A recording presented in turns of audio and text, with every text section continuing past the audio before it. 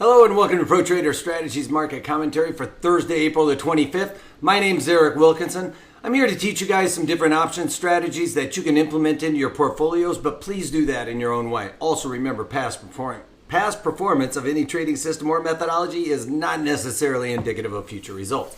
All right, let's get it on with some economic data. Yesterday, we did the market commentary a little bit earlier than normal, and I wasn't able to get it the crude oil inventories for you. So let's go over that real quick. It came in at 5.5 million barrel build, expected to be a 900,000 barrel build, so much bigger than expected there. Remember, we see supply increase and demand decrease. That means that the price needs to start going down, okay? So that's all economics 101. Supply increases, demand decreases, price goes down. That's kind of what we're seeing right now. One of the things that's been the catalyst to make crude oil inventories drive higher is some of the supply issues that we're seeing out of Venezuela and Libya, stuff like that.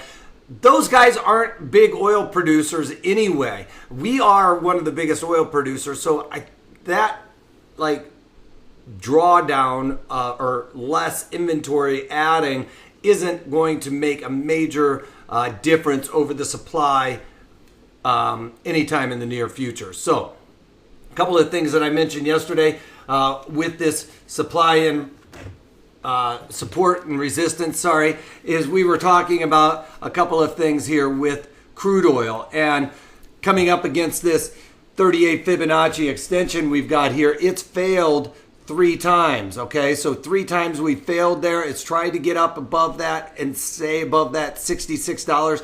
That's going to be our resistance area. I believe this market's going to roll over and at least test $63 a barrel, but I think that it's more likely to come down and test the 200-day simple moving average, okay? I think that this market needs to kind of come down in here, and once we see this little area kind of fill in, it makes usually a bigger bell curve there. That's what I'm looking for coming out of crude oil. So let's move over to gold futures. Gold futures right now, again, similar situation what we are seeing with crude oil. They found their own 61 Fibonacci and have found resistance there. That's at 1280, okay? We've expected this market to come back down to the 1250s for quite some time. I've been looking for it. Anyway, we rallied up and tested those highs. I have expected gold futures to stay in and around the mid to upper 1200s, right? Not really 1300, because I think that the overall economy is a little bit better off than a real jack up in gold, and I don't think that we are so robust that gold futures really fall off and throw it into the stock market. It's a flight to safety type of instrument there. I think that people are putting money into equities right now. And having said that, I think it's a little frothy at this point with the economic data, and we're going to see a little bit of a rollover in equities, trend sideways for a little bit, have bonds start to trickle down, because I don't think they're going to increase interest rates, but I think they're going to trickle down to normalcy. And I don't think that they should rally, because I don't think that interest rates are going to go lower. So we're kind of at an influx here. When we get over to the equities, even those charts are starting to look messy. But with gold futures, I don't think that we're going to get much above 1280, and I think that the 1300s are out of the picture, at least for the near foreseeable future. Again, thinking that the gold futures are going to roll over and test that 1250 area, which is lining up quite nicely with the 200-day as well here. So I think that we're going to see this market try and make this bounce and then kind of curl back down, again filling in some of the low volume node there. And then we move over to the bonds. Again, this is what I was talking about with bonds. They can't really, like yesterday, we were trying to drive higher. Well, that means interest rates are going down. Remember, we talked about our little teeter-totter scenario where if you have a teeter-totter here and bond prices, you have price over here and interest rates here. As the bond prices go down, interest rates go up, right? That's what we're seeing now, interest rates climbing. Yesterday was the other way around, where prices were going up, and we've got our little teeter-totter, which meant interest rates are going down. That being said, interest rates value right in here. That's kind of where I'm thinking the market's going to roll over back down to the point of control here and settle down, at least for the near term. And then we move over to the VIX. VIX had a big spike today because when we check out the breakdown of the equities, you can see there's been a bit of a wild ride going on today. Let's get on with it. With the Dow Jones Industrial Average, you can see it doesn't show up the overnight trading because it is an index for the day trading, but you can see we gapped lower here from yesterday's close to today's open. Actually, today's open was a little bit further down. That was what we saw trading right before the open of the day session here. So Dow Jones priced that in previously. You can see we're already down 124 points, and we are near the highs of the day session. So that gives you a little bit of an indication as to the volatility we saw earlier this morning. Now, NASDAQ. We've been talking about the NASDAQ having all kinds of crazy setups that were, like this right here, where you get the counter opposing dojis, and that could indicate a continuation. Well, we've got a similar pattern set up right here, but to me, this is more typical of a topping pattern. But again, we'll have to wait till tomorrow to get confirmation of that. But looking to me like we're starting to really find a top here for the short term in equities. Now you can see with the E-mini S&Ps, yesterday's candle not quite getting half back, which would indicate more of a bearish topping pattern. And today with this, it just looks a little messy. I don't really know at this point whether we can say that it's confirmation, especially if it ended the day like this. Obviously, if we ended the day down closer to the 9-day moving average here and settled on that or below it, that would be much more of an indication of a bearish turn, getting overextended above the value area highs.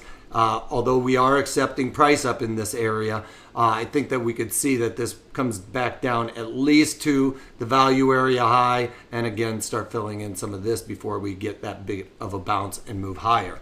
I think the economy can support higher equity prices at this point. But I do think technically we need to roll over a little bit more. This is what I was talking about with the equities in the on the daily chart here. Each candle is a 30-minute chart. Each blue section is a day session. And as you can see here, we got right before the open a big slam sell-off, mostly retracing almost all of yesterday's rally there, as you can see, and then snapped right back. And I've started to consolidate right in and around here.